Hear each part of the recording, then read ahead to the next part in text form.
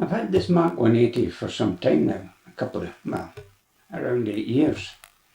And I used it a fair bit visually and also for taking some photographs of the moon. But recently I was inspired to try it for astrophotography and deep space astrophotography. Now the scope isn't ideally suited for that because it's a 2700mm focal length and it's f/15 native. And that means it's not particularly fast, it won't gather light quickly, and it's got a very narrow field of view. All of these things make it a challenge to take photographs, especially of deep sky subjects. But I like to set myself a challenge, so I decided to go from this and turn it into this, an astrograph. And now I'll take you through the steps of how I achieved that. First of all, we'll talk about the problems with this scope. It's on a Vixen mount, which is not particularly steady. So when you're working on the scope, it can roll about quite a bit. And even when it's mounted on the telescope, the Vixen mount doesn't stop any flexiture in the tube here. But it's only attached by 2 small screws and a nut through the Vixen bar. And it really doesn't give you a good sense of security, particularly for what's a reasonably heavy scope. The other problem, and it's partly because I've got an older Mak, is the back isn't a standard thread. And nowadays most people want to see an SCT thread on here. Now some people complain about the focusing on the Maks and on SCTs. There is a problem with mirror slope. And that basically means that this shaft here that moves the mirror back and forward is off centre to the mirror, and as a result it can put some sort of tilt on the mirror if it's not adjusted well enough. So I was particularly concerned about that, and I wanted to fit an autofocuser, but I wondered how it would cope with the fact that there was this potential for mirror slope. Now that's not something that I had experience of, so I was prepared to experiment with it. So I'm looking to do quite a number of mods today, and I've prepared myself for it. I've been putting this stuff together now for about a month or 6 weeks.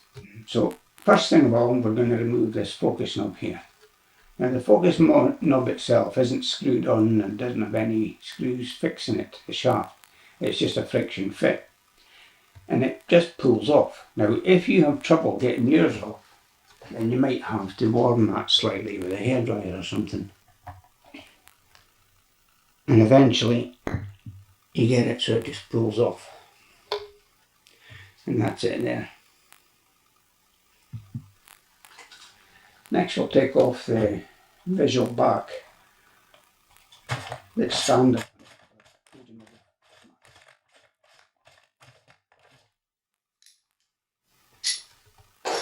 And here we'll see another issue with the Mak. And if I turn it round,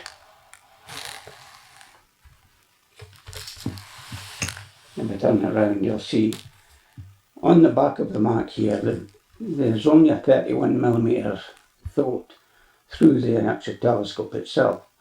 And what that does, that presents as a challenge when it comes to fitting a sensor. So ideally for a sensor on this, you're going to be looking for something like a 1" or a 4/3 frame.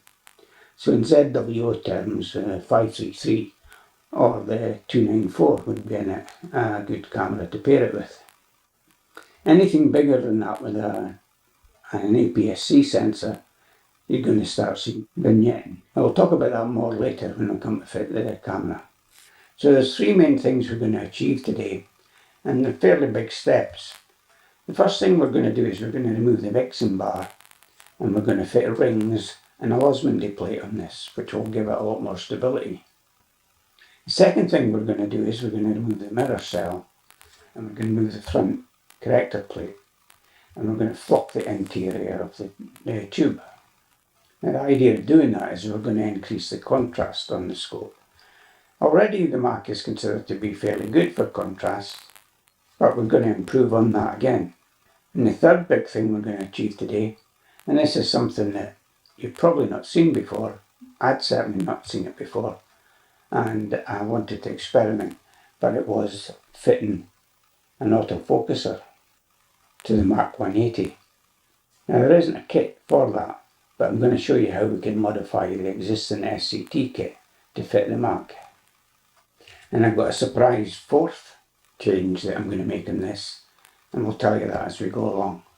So first of all, let's concentrate on getting the Vixen Bar off. Now there's a few things we need to do here. Because we're going to remove the mirror cell in the front corrector plate, I want to mark these so that I make sure I put them back in exactly the same position. And that's easily done with just a bit of masking tape, which will fit here.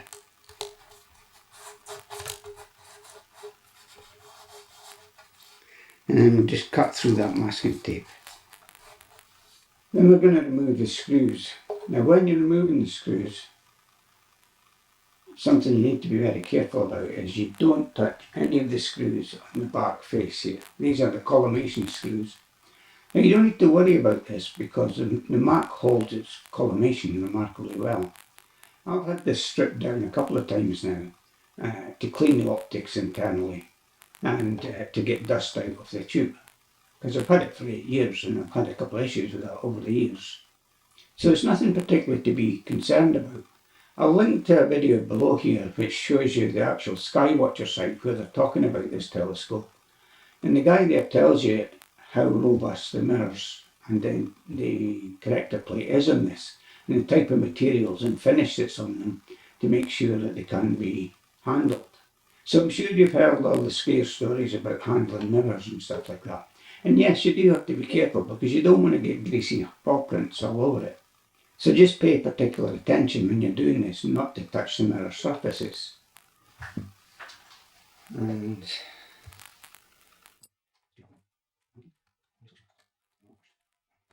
actually I have a better key, I think. These are better for the job. Put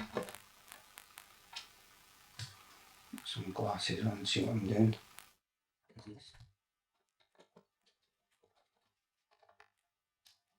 I say it's a 2.5mm key, but for some reason I find that this works better for the job. These are called Turnkey H2.5. Had them for a while now.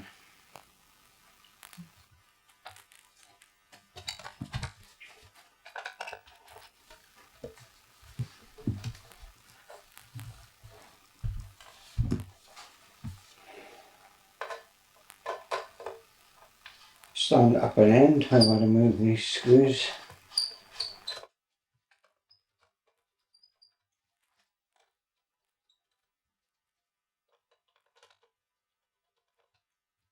And once all 4 screws are removed, you can lift the back mirror cell straight up.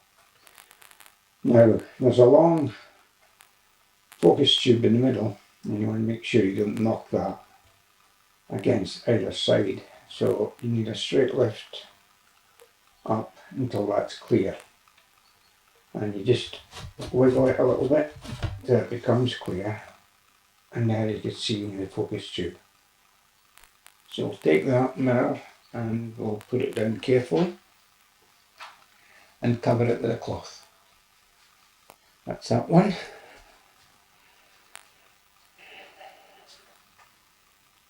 And you can turn it over.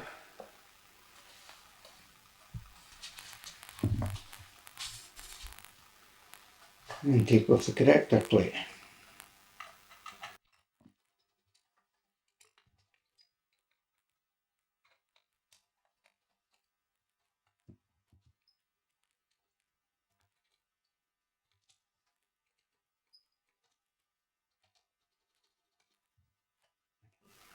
Now, when you come to remove the corrector plate, again, just a slight wiggle, lift it up straight so as you don't knock the secondary mirror here.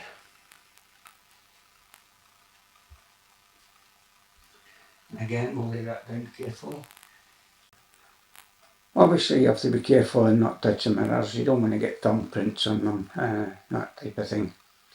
Cover them with a cloth will be fine there, and we'll blow them off before we put them back in. Now we're going to remove the Vixen Bar. We'll just loosen that off and take away the final bolt. So inside is a butterfly washer and a nut. This is just a very fine screw. It's about a 3mm screw, I think. And you want to be careful that nothing, well, obviously now the mirrors are off, it doesn't matter so much, but certainly if you try to take this off without taking the mirrors out first, when you dropped one of these in the mirror, that's not to say you wouldn't chip it. So that's the Vixen off, and I'll put that to the side.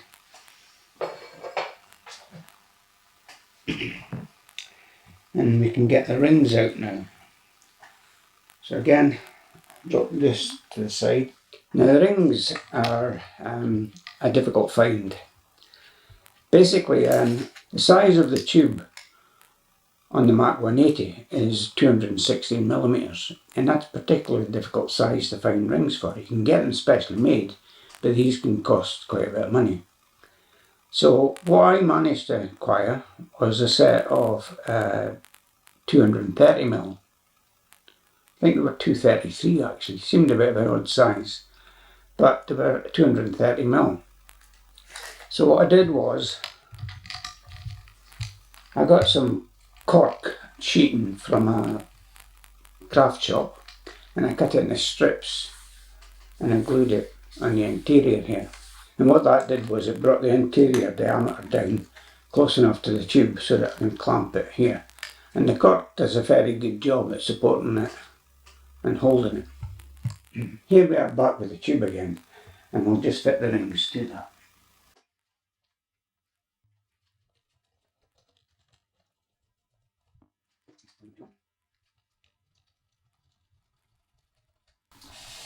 And to make it nice and rigid, we'll fit the Losmandy bar. And what we've got is an AMD Losmandy bar here, and that was just the right size for this length of tube. So these are 4mm holes in these rings, so I got myself some 4mm stainless bolts. I'll just stick the first one in. You don't want to tighten these up too much until you get everything aligned. And we'll just leave that loose so that it has some movement.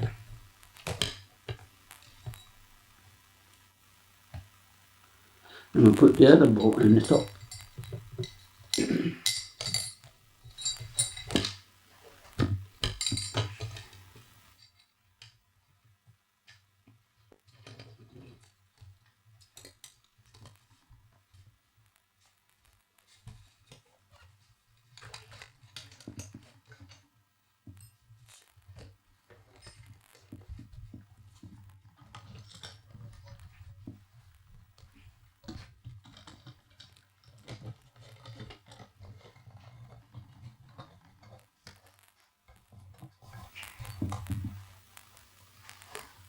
And this is where we start to do the flocking.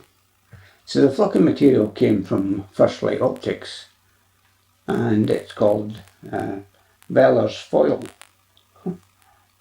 It's a self-adhesive backed flocking material. To assist us in doing the flocking right, I'm using this because it's got a long straight edge. And I put that inside the tube and I line up the edge with the centre of the holes in both sides, and then I draw a line with a pencil on the opposite edge. And what that's going to allow me to do is I can use that pencil line here now to line up the flocking material, and it takes the join away from the bottom where the screw holes are, because we're going to have to deal with them later. So we take our flocking material, and it's useful to roll this the opposite way.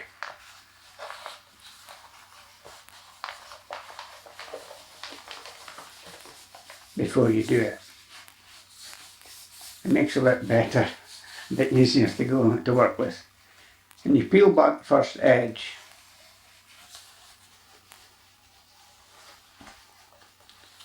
and we get it inside, and we just line it up with that pencil line. So if you get that first edge straight, then you also want to line it up with the pencil line that we marked at the very start. Now I'm not going to show you doing this because it's a difficult task, it's an awkward task, time consuming, it'll probably frustrate you just as much as it'll frustrate me. So we'll come back when it's finished. Well, I kid you not, that wasn't simple. I think I managed to do it without getting too many air bubbles and creases. There's one that I can see there which I'm not too happy about, but I think we can deal with that. So I have a bradawl here which I'm going to use just to prick the air bubbles. Oh, it did the trick. Surprised myself.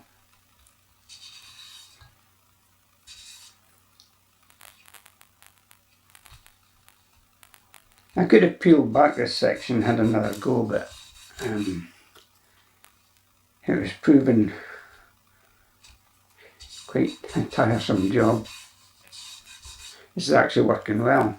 Well, I have to say that worked better than expected. So using a bradawl to puncture any of the air bubbles, I wouldn't rub them down with anything hard because you're in danger of putting a shine back onto the velar. Just use your fingertips just to massage the bubble until all the air comes out the holes. You might have to prick a couple of times just to make sure you get it all out. But it worked quite successfully. Now the biggest enemy here is dust. When you're doing a job like this and you're stripping the telescope down, one of the big things you've got to make sure is that you don't get any dust inside. Now that's a difficult job to do. I haven't got a clean room. I'm no means ensuring that there's no dust inside. I can just take best precautions. So having finished the flucking, one thing I'm going to do is go around the interior with some sticky tape and just remove any spots, any dust or hairs or any bits of cloth or anything that I see in there. Now it's useful being in the studio here because I've got a strong light in front of me there, shining down the tube, and that helps me to see anything that could potentially cause a problem in the image train. And just using sticky tape just to go around and dab the tube and remove anything. Now you have to keep replacing this tape because it loses its stickiness with all the hair that sticks to it. So yeah, so now we're happy the interior, the tube is clean. We're going to put the corrector plate back on again. And you know that because Skywatcher runs to the front. So the corrector plate goes on here.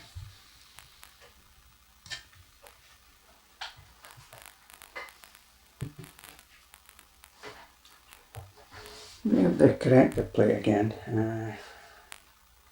I'm just going to blow this off.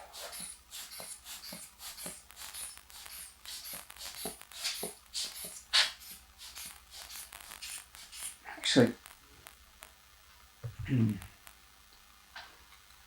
do the outside part because you have to tell if the dust is inside or outside. I'll just give it a brush with a lens pen. Brush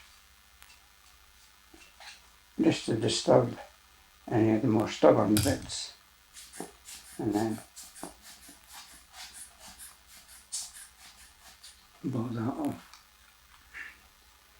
And we'll go back to the interior again.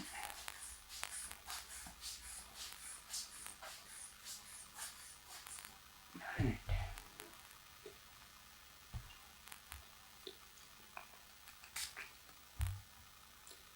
If there's anything stubborn, I just spray a bit of powder fluid on.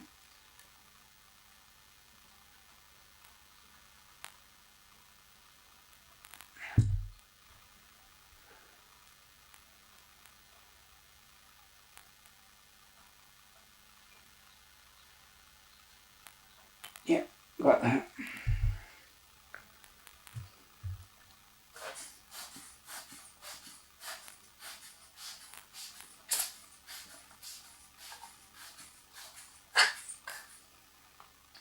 In terms of the mirror cell in here, you don't really want to clean that too much. I would do more than blow the dust off.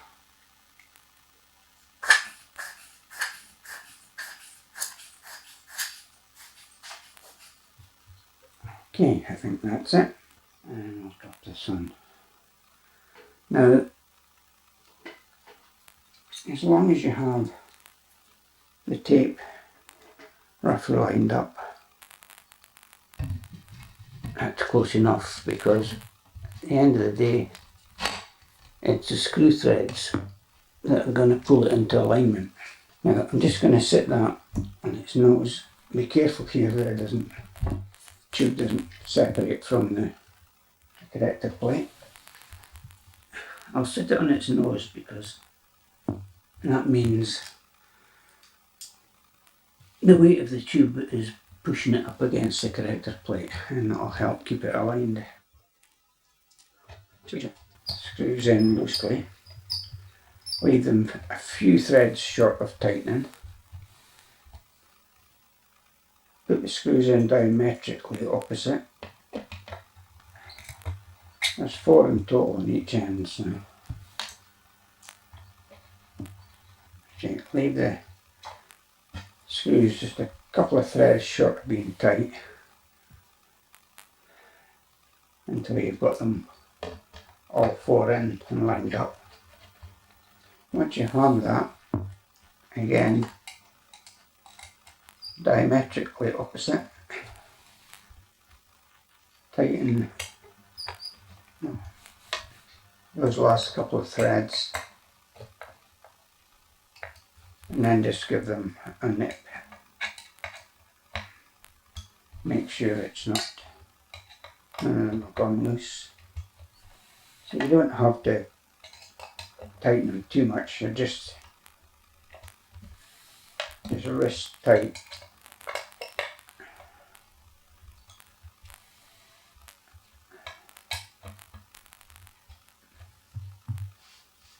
Okay.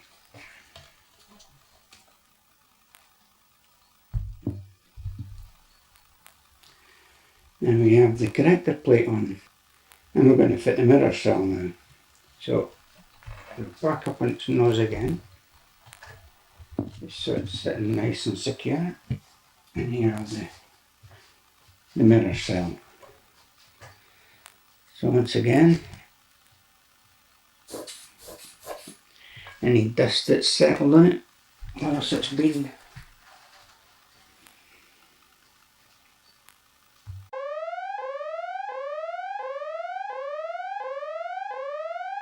But our coatings are very difficult to damage. They can be very easy cleaning. Even the meniscus correctors, those are multi-coated. They're very difficult to damage. You'd have to go in and chip the glass or scrub it with steel wool or something super drastic to really damage those coatings. So just an FYI. So.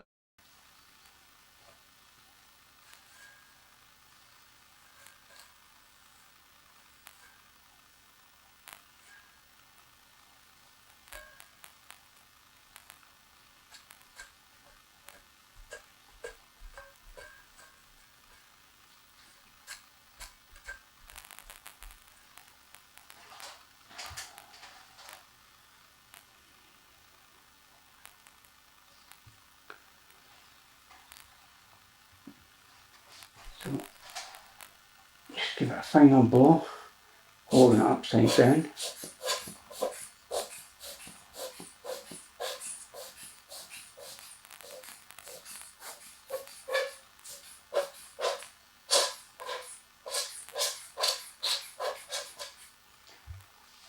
And be careful not to touch the mirror cell.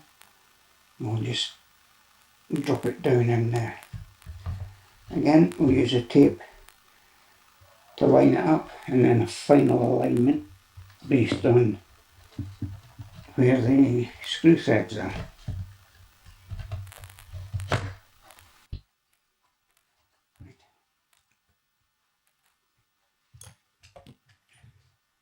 once again.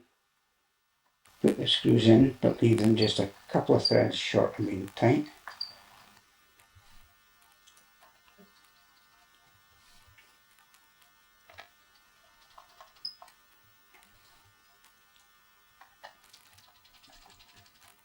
And got all four in, just lightly tighten on those last few threads.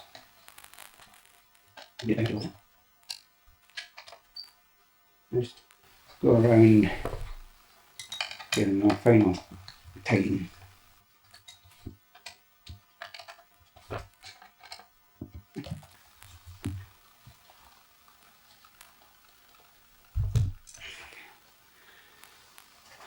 Now I've got it back together again, I can just give the front connector plate a final clean.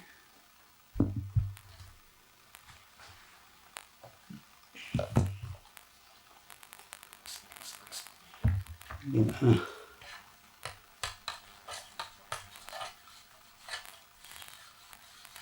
go around with the brush first, make sure any loose parts away, and then you don't have to be particularly gentle with this. As I say, I will leave a link to the Skywatcher video where the chap talks about just how robust the finish is on the corrector plate and on the main mirror cell itself.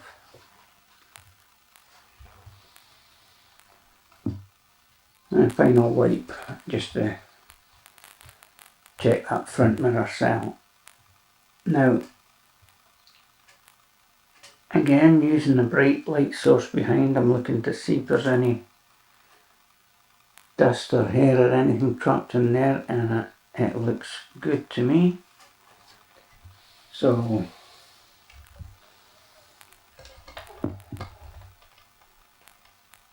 if you look down there, hopefully you can see.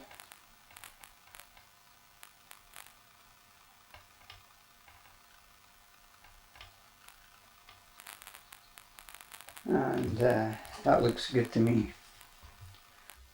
Now while I'm continuing to work on this, I'm just going to put an eyepiece cup which fits neatly inside the back of the visual back, that 31mm hole I was telling you about. And that just stops any additional dust getting inside while we continue to modify. So next thing we're going to do is fit a motorised focuser. The first thing we need to do is remove the 3 screws that are on the plate. If you remember, we took the rubber knob off before, and now we're going to remove the 3 screws that are around and the black ring round about that. Now be careful here, because you're going to be replacing these screws, but you don't want that black plate to come off, and you don't want to pull this with the back plate not secure, because that will remove the bearing assembly that the whole focuser tube sits on. So be careful, all we're doing is removing the screws, not the plate. And don't apply any outward pressure on the knob at this time.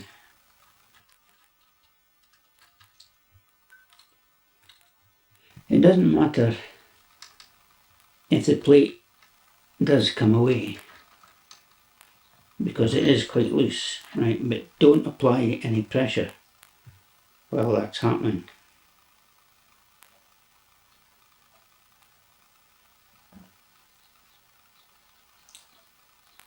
And the next thing we need, the SCT kit. Now this is the ZWO EAF bracket for the C8 and C925 STA kit. Now I've fitted this because I wanted to check that the bracket would actually fit and it would do the job before I went and purchased the actual autofocuser itself. So this is the plate. It fits in here.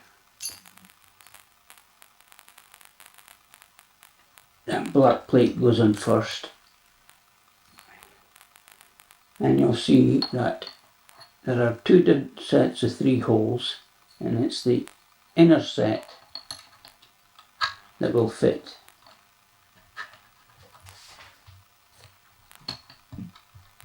So we'll get the first screw. Excuse me.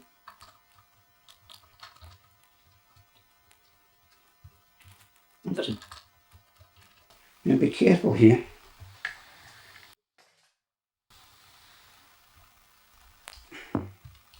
That's the orientation you want. So you want the bracket, flat part of the bracket up here.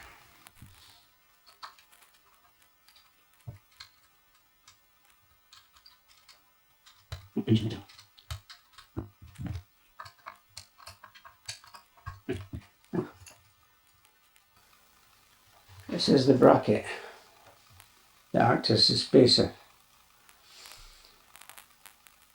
You want to be using the 3rd row of holes from the end here. Leaving this on would foul in the back here, so I've chosen to chop that off. You would have to do that to fit it to the mat. So I chopped it off through the loops of the 2nd hole and then filed it flush. And that means when I fit it on here, it's absolutely flush with the back of it.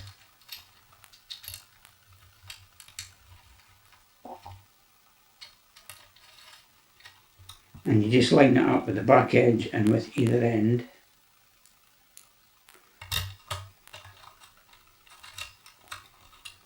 And that holds it perfectly in the right place for the Mac.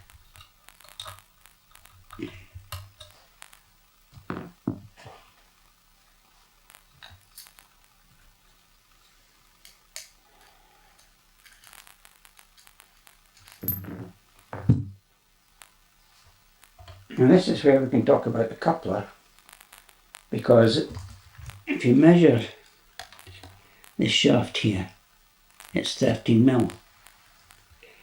But when this coupler comes, it's designed to fit an SCT and it's only 12mm.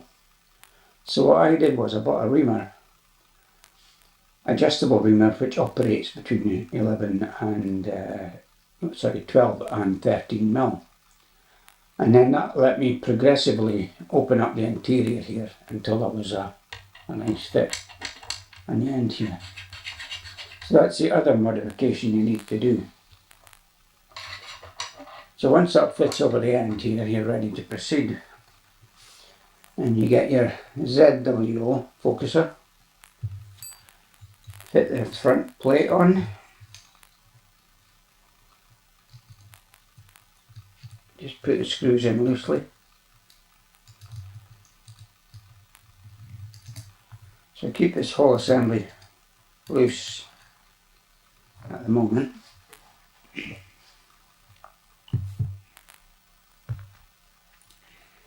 And the other little screws in it. You don't want to tighten any of this up until we get the coupling shaft aligned. Just put that shaft in there and line it up to get the screws. And say you just want to really get a start with them. They don't have to be tight.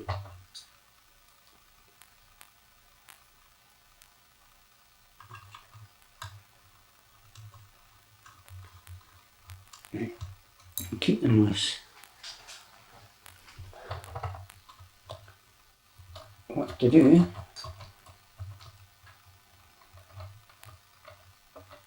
is hold that in a position where it will rotate freely and it's not binding or twisting on either end, and then tighten up the grub screw onto the flap that's on the shaft of the EAF, the autofocuser. Once you get that one tight, see, we just want to check the position of that, make sure nothing is fouling or in a position where it's going to cause it to bind.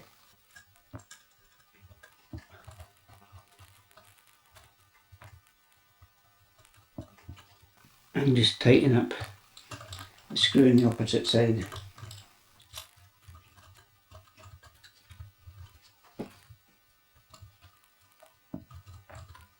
Once you're happy that you've got that aligned, you can just nip up those arm screws.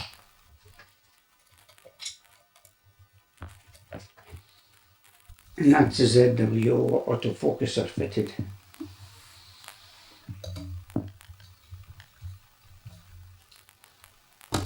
Last thing to do is to fit this Vixen bar to the top. And we'll do that now.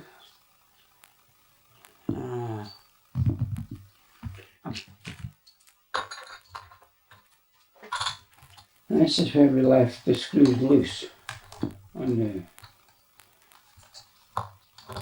Losmandy plate, just so that we could get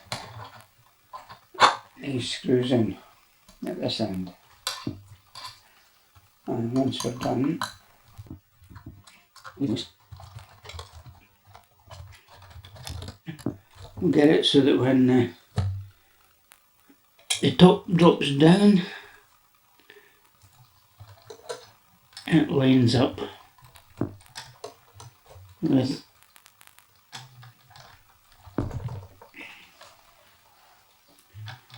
the bottom,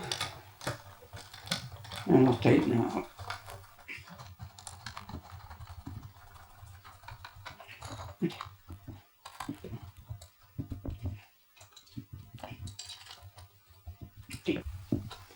Now, something that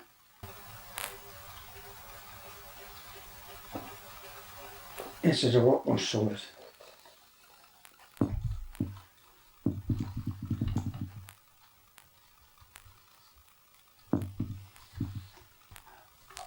And we'll fit this Vixen clamp on the top.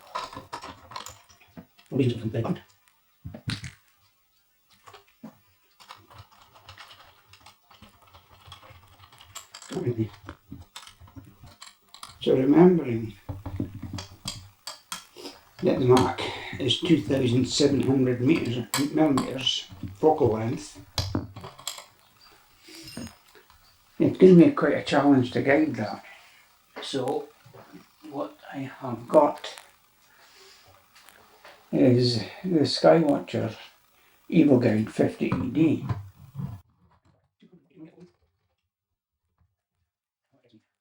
And that's got a 242mm focal length, and well, that gets me roughly 10% of the scope.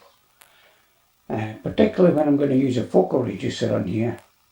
And if I've got a Celestron focal reducer which is 6.3, which effectively takes the focal length down to about 1700. That means I'm well within guiding capability with the Skywatcher EvoGuide 50AD.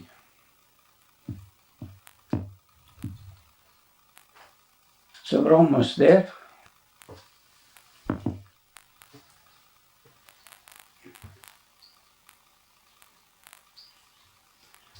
Just remains to fit the CCD. Now what I've done with this is I'll just blow it out. So what I've done with this, I pre-built it and got the backspace right, because I don't want to hit a problem with opening all this up and potentially getting dust trapped in it again. So I've got an sorry, I've got the Mak180P screw thread adapter on the very front, which is now screwing up to the Mak. I've got the Astrophysics telecompressor here, which is a 0.67 reducer, which is pretty close to the Celestron one that I've used previously. I believe this one's got better optical glass, so I'm hopeful that we're going to get some good results from this.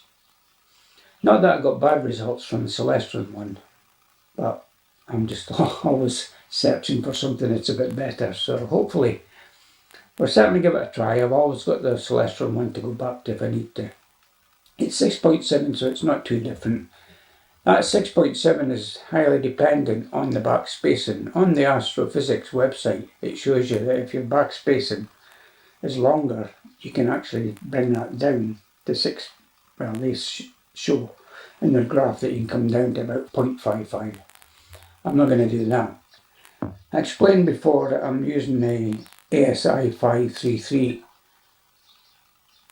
CCD, and the reason being it's got a 1-inch sensor. I'm looking at the 31mm throat diameter being brought down by the Astrophysics compressor. It means that that comes down to somewhere about 29mm, I think.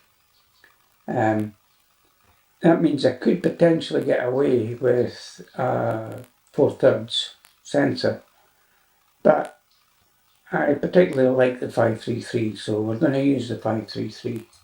It's a cleaner sensor, you don't have any problems with amp glow and such. I think it's going to be a good pairing with this scope. So I've now fitted the ASI air on the front here. I'm going to cable this up and take some flat frames. The reason I'm doing that is I want to check what the image train is like for dust.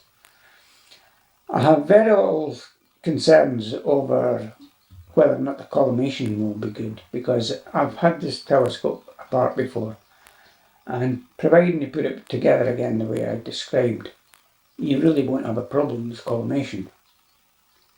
So I intend checking it for that, but I really don't expect any problems with collimation. I'm going to check for dust. That's the enemy of imaging, so I'll see how we get on. So I'm just about to power everything up. I've got an Engine Star 180 watt power bank here, and it's an excellent piece of kit. It runs the whole rig, including dew heaters, all night long. Sometimes you get 2 nights out of it. So I'll just run power into the ASI here and the dew heaters. I've done a classic error here.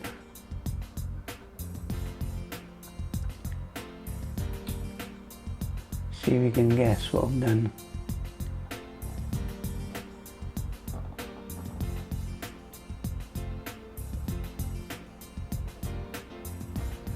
Yep, forgot to take off the lens caps. Oh well, happens to the best of us.